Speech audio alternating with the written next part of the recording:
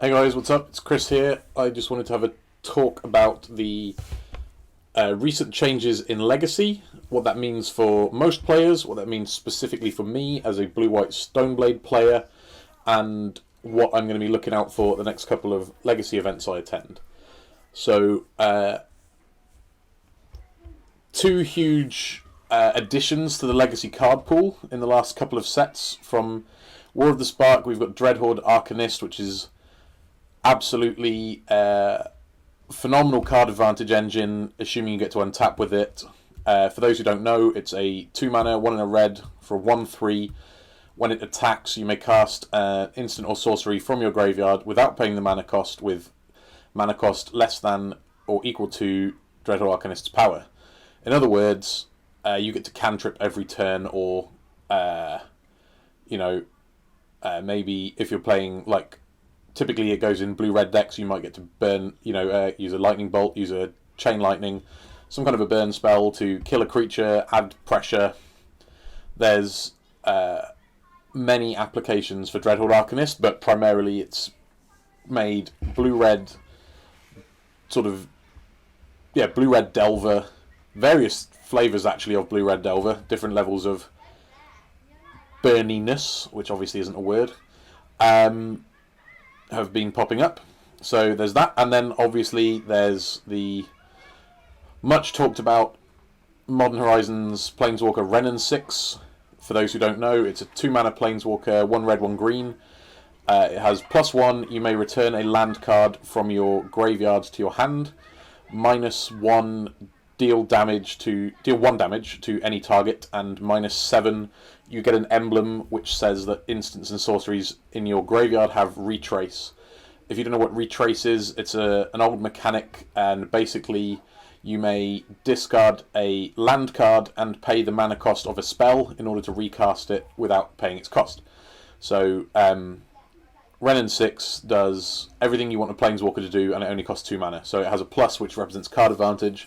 Its minus represents some ability to defend itself, although not everything has 1 toughness, obviously. And its ultimate is game winning, which is all you really can ask for from a Planeswalker.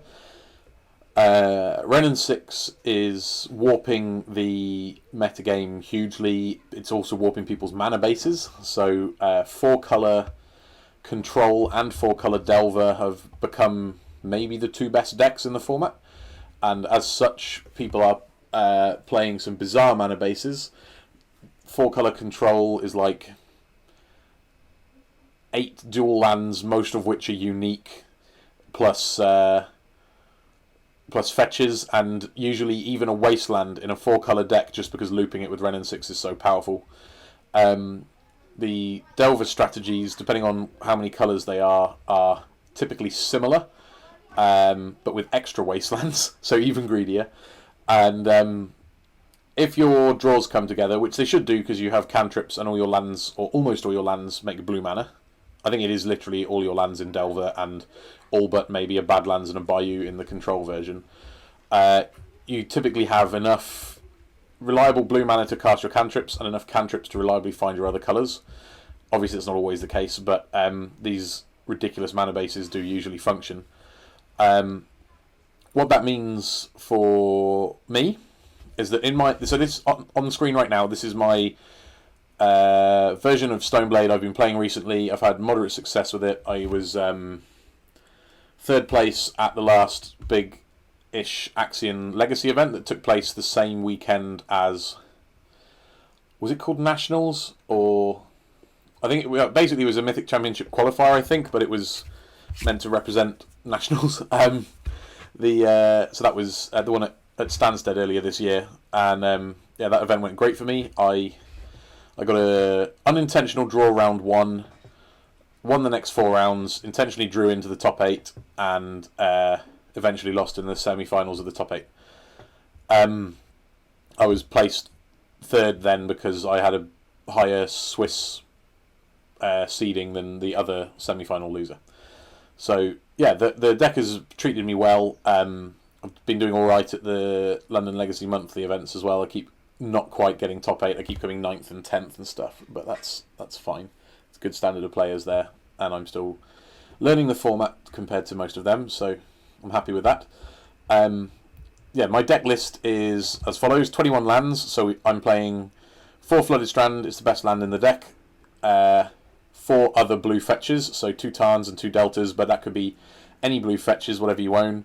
I'm playing, I was playing, I should say, 6 basics, so 4 islands and 2 plains, and 3 tundras as my fetchable lands, as well as a Caracas and 3 wastelands. I think the mana base is solid. I liked how consistently I was able to hit double blue for Counterspell, for Narset, for Clique. You typically don't need double white before about the 5th land, because you might be plow snap plowing. That's about as often as you ever need double white, or maybe you're casting 1 Stoneforge whilst activating the one you played the previous turn or something like that. These things don't happen until fairly late in the game, so the fact you have slightly fewer white sources doesn't normally matter. I was playing at the time a fairly creature heavy version, so I was playing the full 4 Stoneforge Mystics, 3 Snapcaster Mage, 3 True Name Nemesis. This is all typical. Some people even play as many as 4 True Names. And then I was playing 3 Vendilion Clique, which is not typical. It's usually either 1 or none. I was super high on Clique because I find it to be one of my best cards versus combo. Very, very powerful in a deck with as many decisions. Having a bit more information, like knowing your opponent's hand, it's very, very powerful. And lastly, it's just absurd using it with Narset, and obviously you can rebuy it then with Caracas and keep doing it again and again. So if you've not seen this interaction before, Narset has a static ability that says each opponent can't draw more than 1 card each turn, and Vendilion Clique's enter the battlefield effect is look at target player's hand. So you can target yourself or your opponent, and you may take a card, a non-land card from it, and put it on the bottom of their library, and then that player draws a card. So if you do it during your opponent's draw step before they go to their main phase, you can strip your opponent of any powerful sorcery speed cards, and they don't get to redraw because Narset says they can't. So it's basically a 3/1 Thoughtseize for 3 mana with flying, or if you have a Caracas, it's the same but rebuyable. It's ridiculous. The other non-creature threats, obviously there's the 2 Narsets, there's 1 Jace. Certainly could and maybe should be 2. I only own 1. I haven't missed having a second, which is why I haven't bought another one. But I see loads of lists with 2. Might well be correct. And the last sort of non-creature threats then are the 2 equipments, which you typically search for with Stoneforge, but you don't have to. They are fairly threatening cards in their own right. They're just much better when you can put them in for less mana without them being counterable. Stoneforge Mystic is quite the magic card. On top of that, then, I've got 8 cantrips, 4 Ponders, 4 Brainstorms. You probably know what these do if you've ever played Legacy. They are amongst the best cards in Legacy. They fix your draws. They do everything for you. And then I've got 8 pieces of counter magic. There's 2 Spell Pierce, 2 counter spells, and 4 Force of Wills. This was the balance that I liked. I tried slightly different ratios. Obviously I never really strayed away from 4 Force, but I tried different ratios of the cheaper spells and dipped in and out of having a Spell Snare. And then the last cards in the main are 4 Swords to Plowshares and 1 Engineered Explosives. So the Swords to Plowshares are like non-negotiable, best removal in Legacy. You get to play 4 because you're white, and therefore you should play 4. It's as simple as that. The card is incredible. It works with Marit Lage tokens from land, deals with them in 1 card. It's great.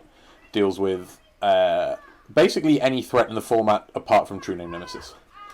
The last card was the Engineered Explosives, which is it's a flexible slot. Plenty of people play 1 Council's Judgment, or even as many as 2 in the main. Council's Judgment being able to hit True Name is the main draw to that. Also, Engineered Explosives is of questionable utility when you only have 2 colours, but I've actually found it to be really good, which is why I persisted with it for months. It was always impressive. So that is the version I've been playing for ages. I was really happy with it, and I loved the flexibility. It really fit my style, and had a reasonable sideboard for all matchups as well. So coming into the sideboard, there's 2 Flusterstorms, obviously for basically for combo or for the mirror. Well, not the mirror, blue mirrors. Yeah, any counter spell wars, Flusterstorm is amongst the best cards you can have, if not the best. 2 Surgicals and 2 Containment Priests are the anti-graveyard package. So Surgicals, obviously good against Reanimator, good against lands decks and Life from the Loam decks in general.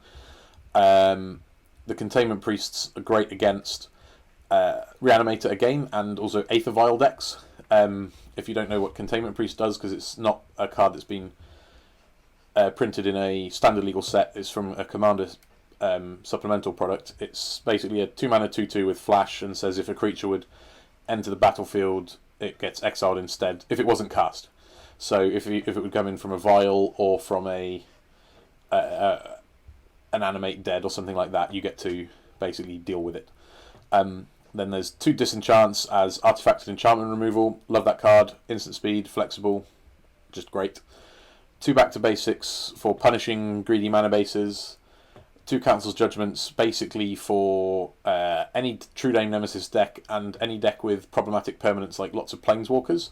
Or I specifically struggle with the magic card Humility, which doesn't see that much play everywhere, but it does see play in the hands of one of my close friends who I practice Legacy with. So that's why I'm sort of cognizant of that. Disenchant is also great at dealing with Humility, obviously. With it being an enchantment. And then there's Sword of Fire and Ice is basically another equipment to tutor for with Stoneforge Mystic. So there are some matchups where you play all 3, but typically you would swap this for whichever of the 2 you're least a fan of from the main deck. And then lastly there's a Blue Elemental Blast for it's so efficient, you bring it in almost any matchup where you're facing a decent number of red spells. It's particularly good against Red Prison. And then the Venser is like a catch-all that I frequently sideboard in when I just need a 60th card because I've got, say, 7 duds and 6 to bring in, and I really like having its flexibility. It can return a spell on the stack or a permanent in play to its owner's hands. So I've won games before where I sided it in as a sort of safety net, as it were, and have been, locked behind an ensnaring bridge or something like that, and the Venser was the only card in my deck that would win me the game, and it did. So the card is great. It's not for every matchup, which is why it's in the sideboard, but it's rarely bad. Moving on, this is the version I've moved to now. So I've just saved it as mid-year 2019. The changes have been made as a response to the two changes caused by Dreadhorde Arcanist and Renin 6 that we discussed earlier. So huge change in the mana base. You'll note that there are now fully 9 basic lands, 6 islands and 3 plains, and 0 wastelands, and only 1 tundra. These are basically all to do with Renin 6. So Wasteland is bad if your opponent can keep getting back. So like you would typically use Wasteland to try and cut your opponent off of 1 colour, and you can't really do that if they can keep rebuying their lands with Renin 6. So the Wastelands have become bad given the ubiquity of Renin 6. And then also, additionally, with your opponent having the ability to Wasteland you over and over again with their Renin 6, basic lands have a lot more value. So I've now got up to 9 basic lands. I've still got the same 8 blue fetch lands, so 4 Flooded Strands, 2 Polluted Deltas, 2 Scalding Tarns, and additionally 2 Prismatic Vistas. It is almost certain that there should be 4 Vistas, and say 1 Delta and 1 Tarn should be cut. Like lots of these suboptimal choices I make, it's just because I don't own 4 Vistas yet. I plan to pick some up, but don't own them yet. And then the last cards in the mana base are 1 Tundra, which will only be fetched during emergencies, and 1 Caracas. So it's still 21 lands. Yeah, far more basics, far more ways to get basics, and the plan now is, rather than playing, say, a Tundra first, followed by a basic island and basic plains to set yourself up to have double colours or whatever, you now just aggressively fetch basics. You'll probably sequence something like Island Plains Island or Island Island Plains, something like that. You almost always blue is your primary colour. so you'd normally lead on that. So yeah, most of the changes are to the mana base. You'll note as well, we've gone down all 3 main deck Vendilion Cliques, as well as the main deck Engineered Explosives, and we've added 2 Back to Basics, 1 Council's Judgment, 1 Spell Snare, and I think that is it. So the Council's Judgment is because basically a lot of the resurgence of Delver decks means there's quite a lot of true names running around, and obviously you need to be able to answer that.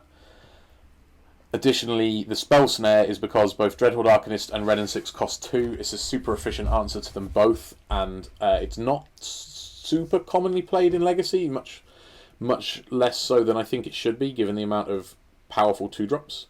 And then the Back to Basics are better in our deck. Now we've cut non-basics and emphasised basic lands, and B, better in the current metagame. So that's why I've moved them from the sideboard into the main deck. They are now a bit of an all-star. They will win you games single-handedly unless the opponent can deal with them. Obviously, they are easily dealt with post-sideboard. Most decks have things like Disenchant, Crows and Grip. Trying to think of other commonly played enchantment removal. There's plenty. Red Elemental Blast and Pyroblast. So yeah, there's plenty of ways to get rid of it. But if they don't, then they're in a bit of trouble. Only having access to basic lands when your deck plays between like 0 and 2 is pretty killer. Obviously, their lands do make mana 1 time. So for those who don't know, Back to Basics says that non-basic lands don't untap. So you can really restrict your opponent's mana with that. Apart from those small changes to the main deck, the changes to the sideboard are that the Vendilion Cliques have been relegated to the sideboard. They've basically swapped with the Back to Basics. There's now a Path to Exile in the sideboard, where the second Council's Judgment used to be, that's no longer in the main. And I believe that is it. So, as you can see, I've made minimal changes to the spells, the big one being Back to Basics in the main, and huge changes to the mana base, which is now being...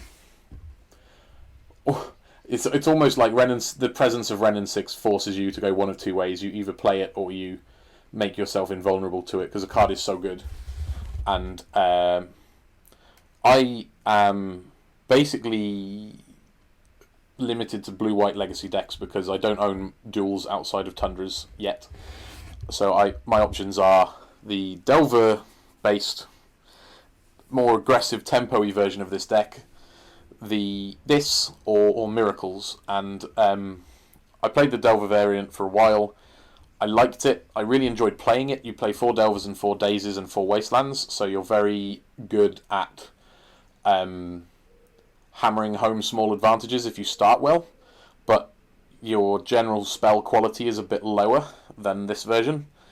And then Miracles is not really my style. I like to have a decent creature count so you can close games out. I find that some of the play patterns in Miracles really they require a level of patience I don't have, and I don't really enjoy that style. So I'm soft locked into Stoneblade for the foreseeable.